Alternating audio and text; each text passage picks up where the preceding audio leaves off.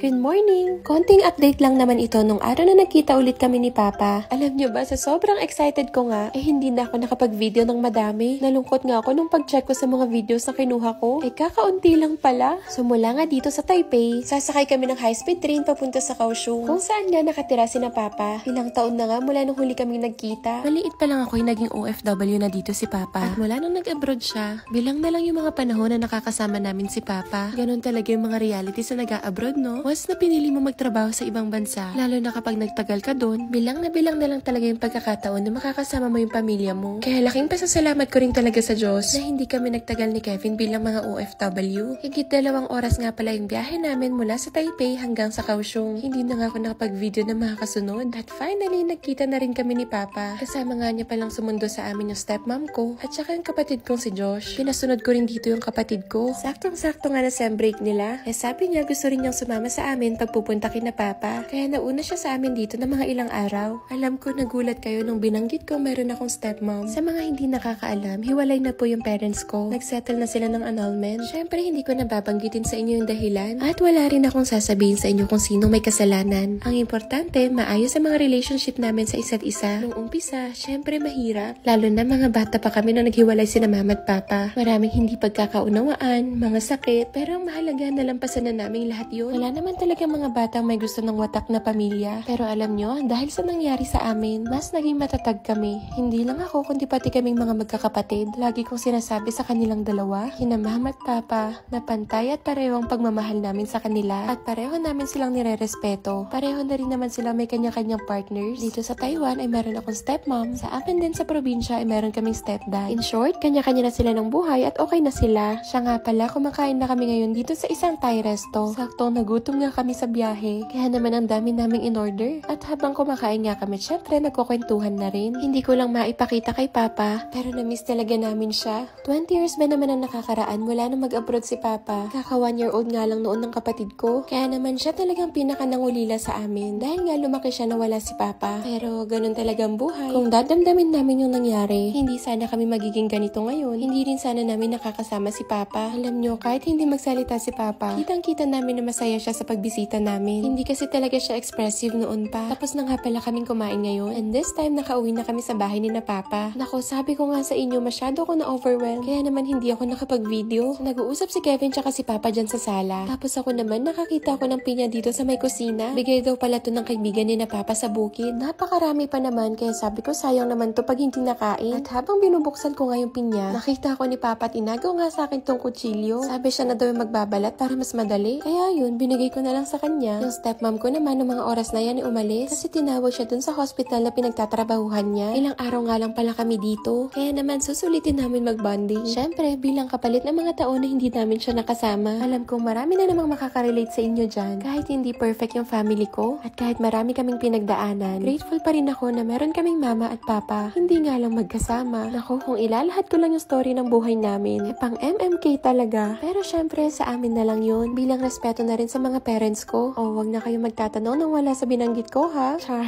Maaga nga pala tayong gigising bukas dahil ipapasyal tayo ni na Papa dito sa Kaohsiung. Pero actually, madaling araw na to dahil nagkwentuhan pa nga kami sa baba. So, good night na! Bye!